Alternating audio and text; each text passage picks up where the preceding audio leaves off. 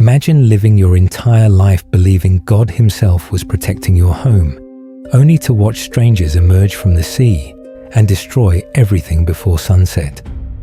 On June 8th, 793 AD, a single Viking raid changed the course of European history forever. It wasn't the largest battle ever fought. It wasn't the deadliest. But it was the day the Christian kingdoms of Europe realized a terrifying new enemy had arrived from the north. An enemy that seemed to appear from the mist, strike without warning, and disappear just as quickly. The attack on the holy island of Lindisfarne would become the beginning of what historians now call the Viking Age. This isn't mythology. This isn't legend. This really happened. And this is the story of the day Europe first learned to fear the Northmen. At the edge of the Northern Sea, life was simple. The fishermen rose before the sun.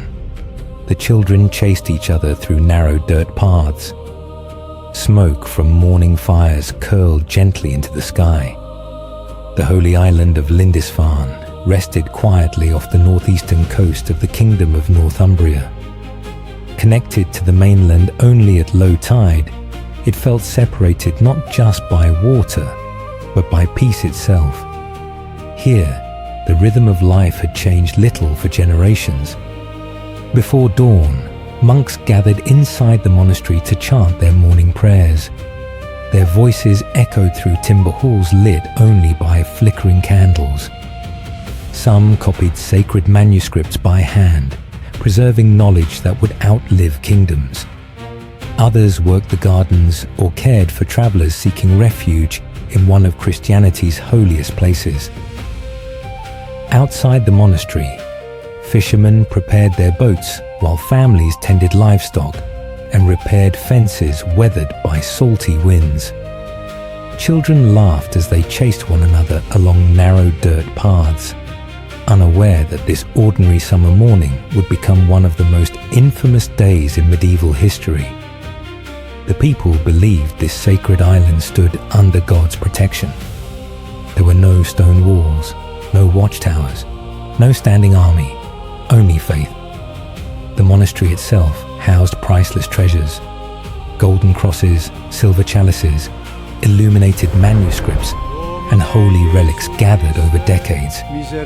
To the monks, these objects honored God. To men sailing across the North Sea, they represented unimaginable wealth. The tide rose gently against the shoreline. Seabirds drifted overhead. Nothing seemed unusual, but sometimes history doesn't announce itself with thunder. Sometimes it arrives silently through the morning mist. Far beyond the mist, shapes begin to form.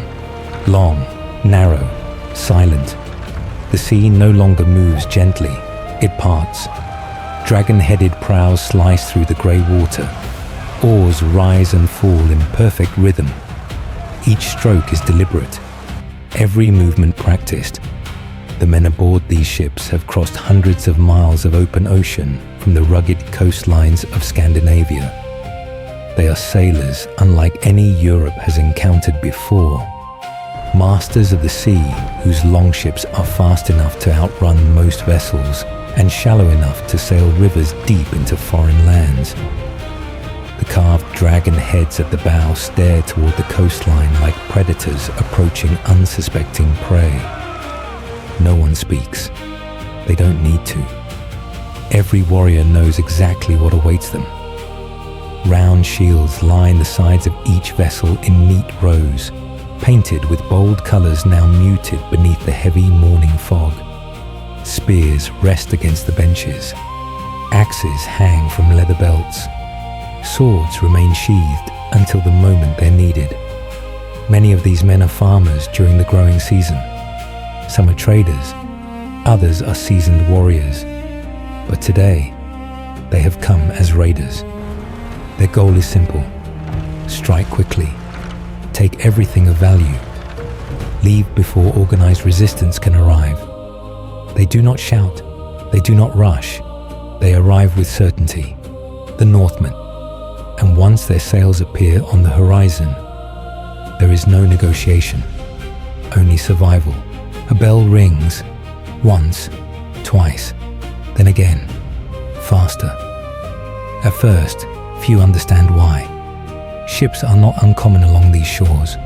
Pilgrims often arrive seeking prayer and healing. Traders occasionally bring supplies from neighboring settlements. But then someone notices the dragon heads. Another sees armed men standing shoulder to shoulder behind painted shields. Within moments, confusion becomes panic. A monk drops the manuscript he has spent months copying. Fishermen abandon their nets. Blacksmiths leave their tools where they fall. Mothers scream for their children. Dogs bark wildly as livestock scatter across the fields. The bell continues ringing, not for worship, not for celebration, for warning. The fog burns away, revealing the longships in full. Too many, too close. Some monks rush to gather sacred relics, believing they can save God's treasures before the strangers arrive. Others kneel in desperate prayer. Many simply freeze. There will be no time to organize a defense, no time to summon soldiers from the mainland. Only seconds remain. Hide, run, or stand, and face whatever is coming ashore. The sea that had always brought life now delivers terror. The first hull strikes sand.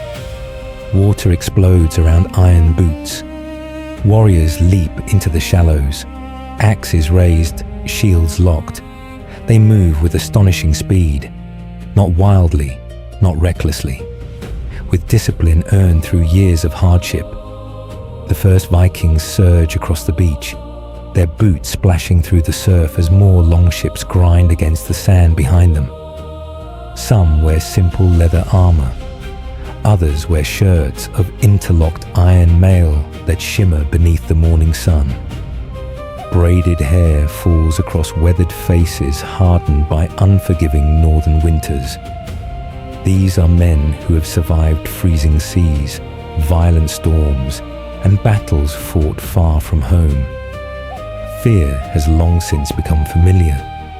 They spread across the settlement in small groups, each knowing precisely what to do. One group heads toward the monastery. Another secures the shoreline. Others begin searching for valuables before anyone can hide them. The monks can scarcely believe what they're witnessing. This is sacred ground. Violence does not belong here, yet the invaders show no hesitation. Doors are smashed apart. Storage buildings are forced open. Anything made of silver or gold disappears into rough hands. Those who resist are struck down. Those who surrender are shown little mercy. Within minutes, the peaceful sounds of prayer are replaced by splintering wood, desperate cries, and the clash of iron against timber. Smoke begins rising into the morning sky. The island that had known generations of peace is transformed into chaos. For the people of Lindisfarne, the world they awakened to no longer exists. And for Europe, the Viking Age has begun. If you're finding this story as fascinating as it is tragic, take a moment to like the video and subscribe to the channel. It helps us continue bringing history to life through carefully researched documentaries and cinematic storytelling. And let me know in the comments, what event from the Viking Age would you like to see explored next? Now, let's return to the events unfolding at Lindisfarne, where the raid is far from over. Flames rise faster than screams. Wooden walls collapse. Roofs ignite. Smoke devours the sky. Within moments, the peaceful monastery is consumed by violence. Doors that had welcomed pilgrims for decades are shattered apart. Sacred halls once filled with prayer now echo with the sound of axes splintering oak and terrified voices crying out for mercy. The raiders move quickly, searching every room for anything of value. Golden chalices disappear into leather sacks. Silver crosses are ripped from their altars. Jeweled reliquaries, Objects that had inspired devotion for generations are stripped away without hesitation. Centuries of careful craftsmanship are reduced to plunder in a matter of minutes. Outside, the villagers fare no better. Families desperately attempt to flee across the open fields, but the attackers are faster.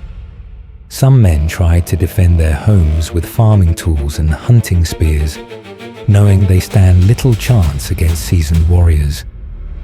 A father throws himself between his family and an advancing raider. He never takes another step.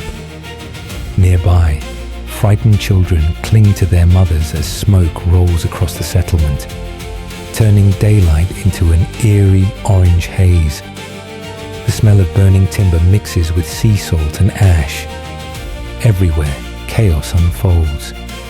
The cries of the wounded blend with crackling fire.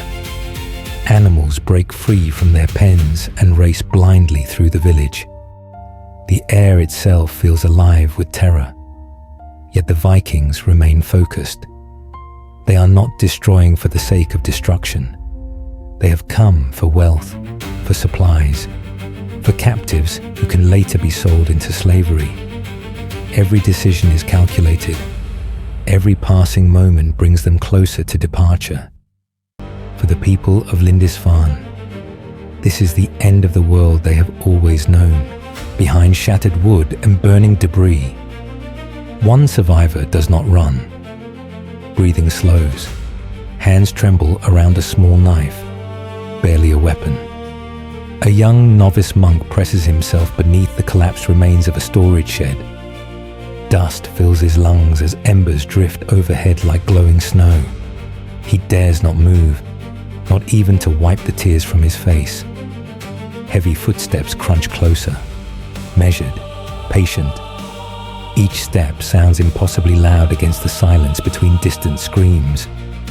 A Viking warrior pauses only a few feet away.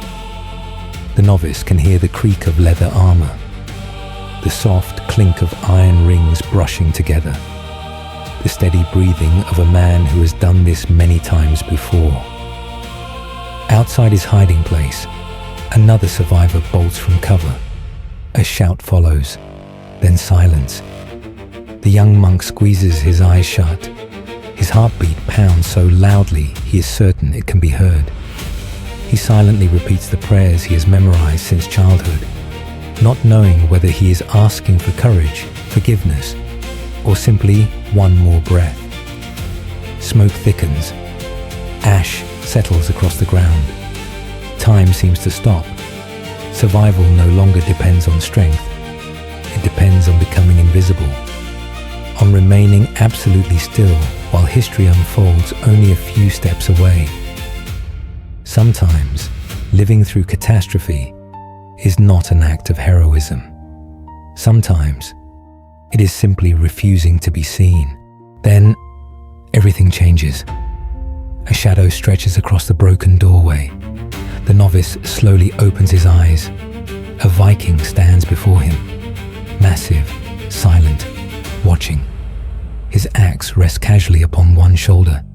His round shield bears deep scars from battles fought long before this day. The warrior's face is weathered by wind and sea, his beard streaked with traces of grey. His expression reveals neither rage nor joy, only calculation.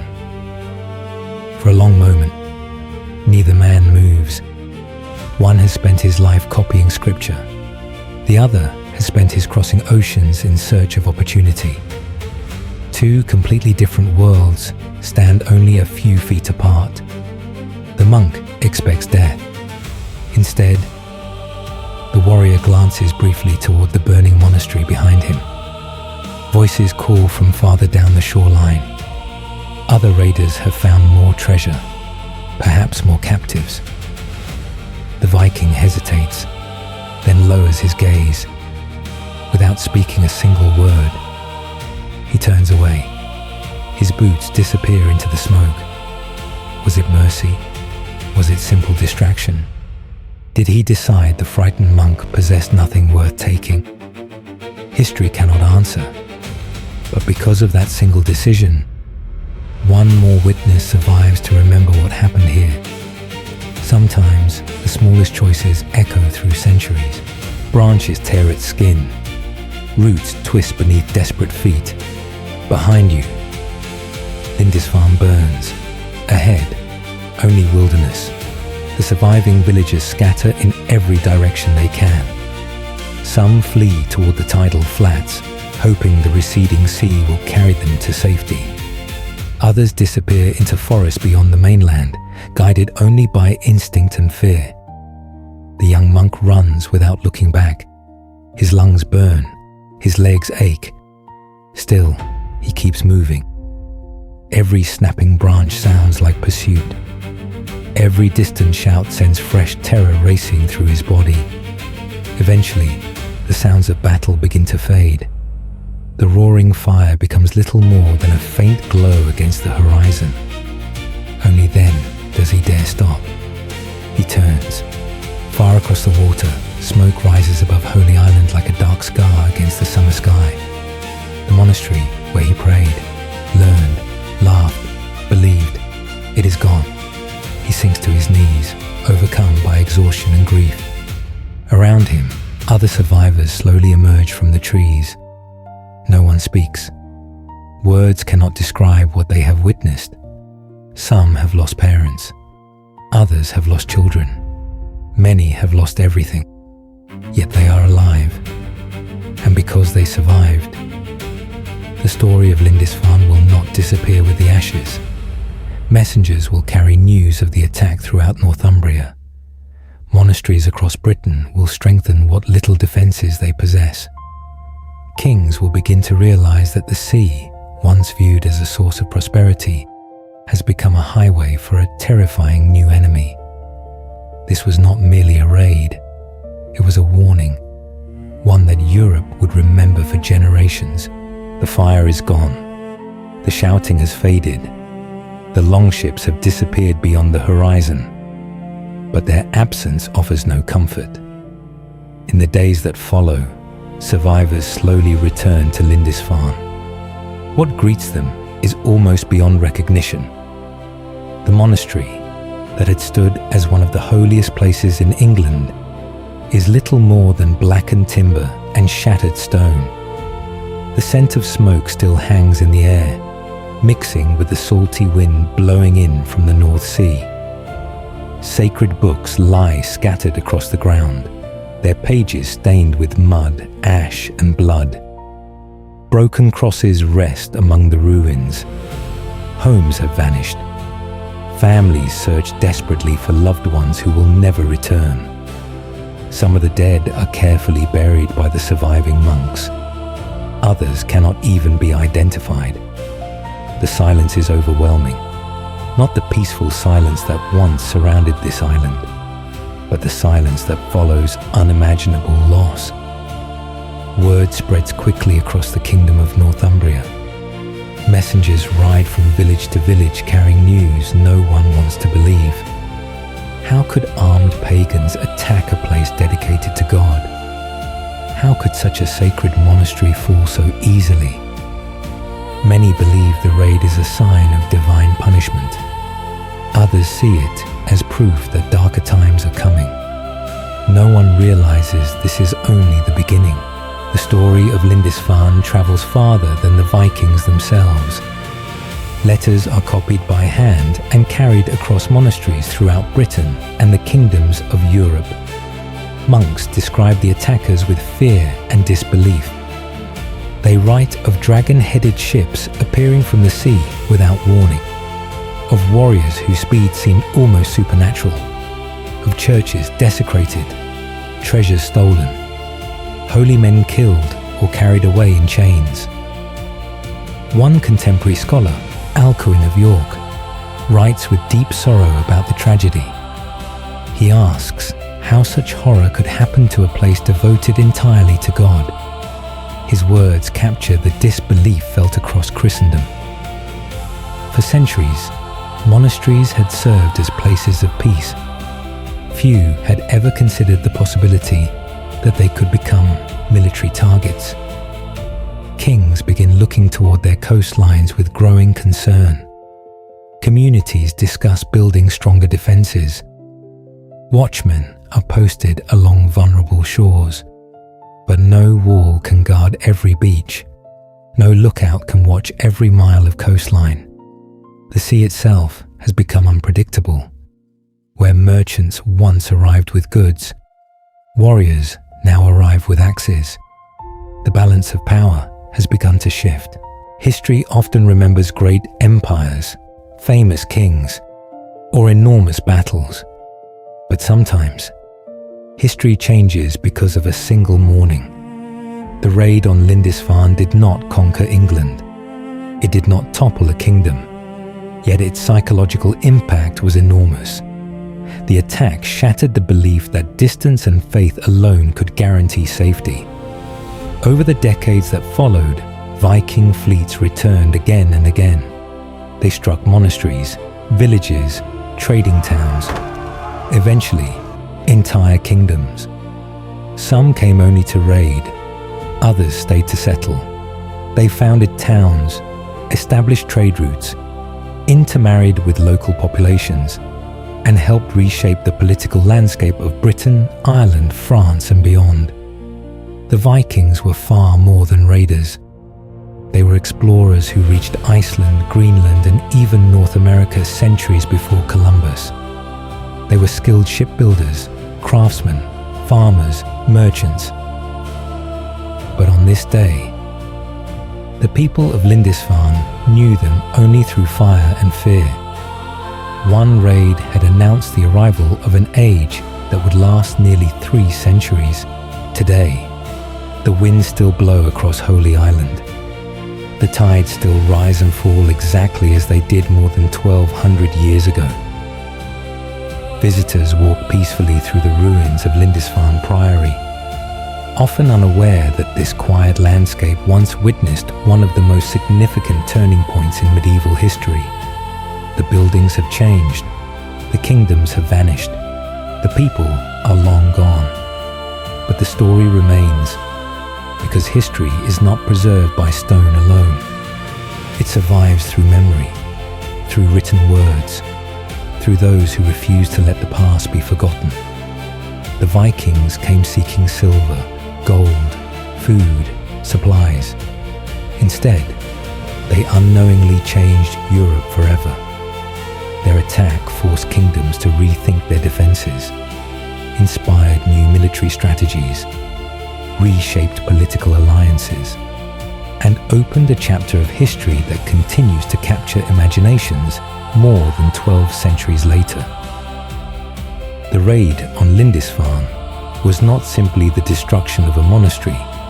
It marked the moment 2 very different worlds collided. Neither would ever be the same again. If you want to uncover more forgotten moments that changed the course of history, subscribe and join us on the next journey into the past. And before you go, we invite you to explore more stories from history on our channel, including the disgusting reality of being a Roman gladiator. The Black Death's arrival changed everything. Here's what they don't teach you. The worst day to be alive in Pompeii. The brutal truth about medieval punishments. Each story reveals the moments, struggles, and events that shape the world we live in today. Thank you for watching, and we'll see you in the next chapter of history.